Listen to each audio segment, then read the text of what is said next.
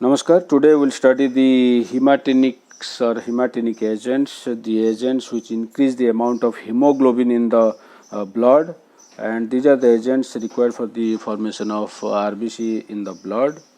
And so these hematinic agents are used in treatment of anemia.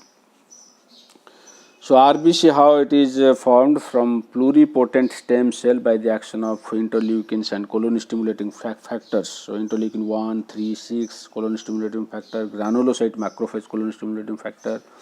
They actually produce this pro-erythroblast, and again this pro-erythroblast by the action of erythropoietin, which is released from the kidney, and interleukin 3 and granulocyte macrophage colon stimulating factor, there is formation of erythrocytes or RBC.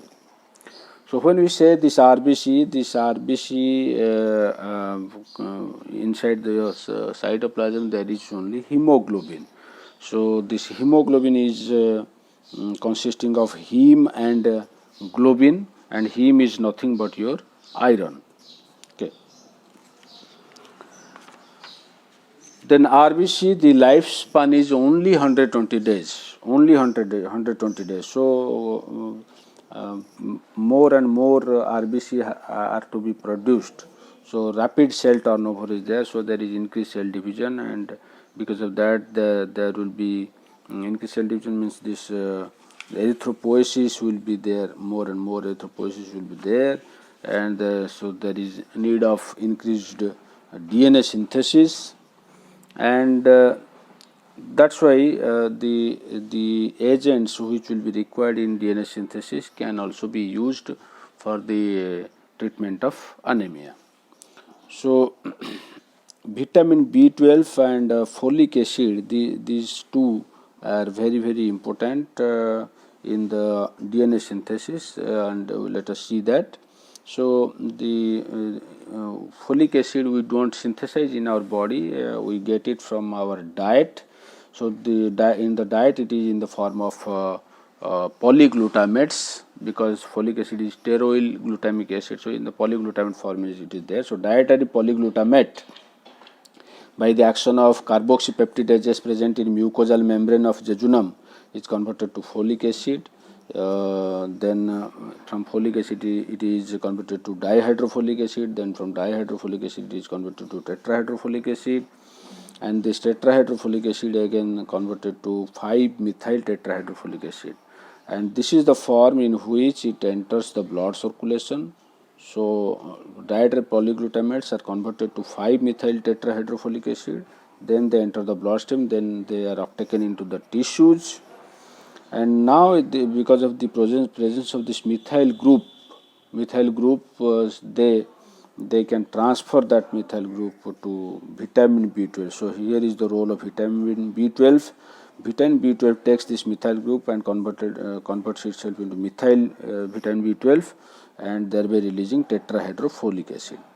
And this tetrahydrofolic acid is acts as a coenzyme, because it is converted into number of folate cofactors which are involved in or act as coenzymes to the enzymes required in the purine and pyrimidine synthesis. For example, thiamidylate synthetase is one enzyme where all these act as cofactors. So these cofactors are 5-formyl tetrahydrofolic acid or folinic acid, 10-formyl tetrahydrofolic acid, 5,10-methylene tetrahydrofolic acid. All these are folate cofactors or coenzymes, and they are required for the synthesis of purines and pyrimidine bases, which are required for the DNA synthesis.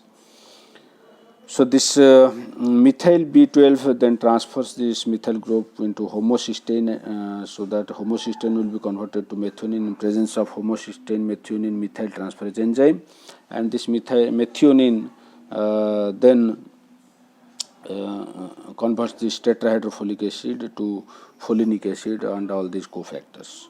So in this way, in the DNA synthesis, vitamin B12 and folic acid have a role. So we can use this folic acid and vitamin B12.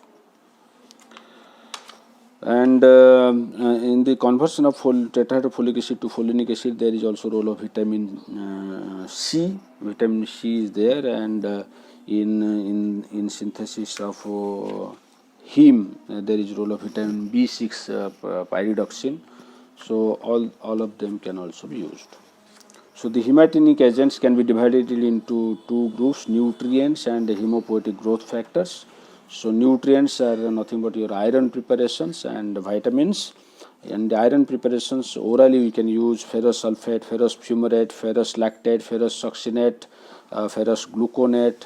All these preparations contain elemental iron, a certain percentage of elemental iron.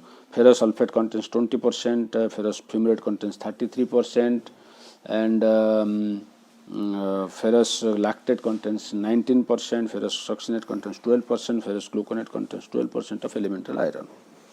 And the 100% iron content, and nowadays we have certain formulations like iron polysaccharide complex, carbonyl iron complex, ferric hydroxide polymaltose complex, all of them contain 100% iron content. Then if there is emergency and we need parenteral iron, then in the form of iron dextran, iron sucrose, iron sodium gluconate, which all these can be administered intravenous or intramuscular. There is another complex, iron sorbitol citric acid complex, which can be administered intramuscular. So among the vitamins, mainly vitamin B12, folic acids are there, and vitamin B6 and vitamin C can also be used. Among the hemopoietic growth factors, so the growth factors which are involved are all these colon stimulating factors, the granulocyte macrophage colon stimulating factors, so and this erythropoietin. So we can use the recombinant human erythropoietin like epoetin, DARV epoetin, which is a long-acting form. Then recombinant human granulocyte colon stimulating factors like filgrastim, pegfilgrastim, linograstim. Recombinant human granulocyte macrophage colon stimulating factors like sargramostim, molgramostim, regramostim. So this is all about the hematinic agents. Thank you.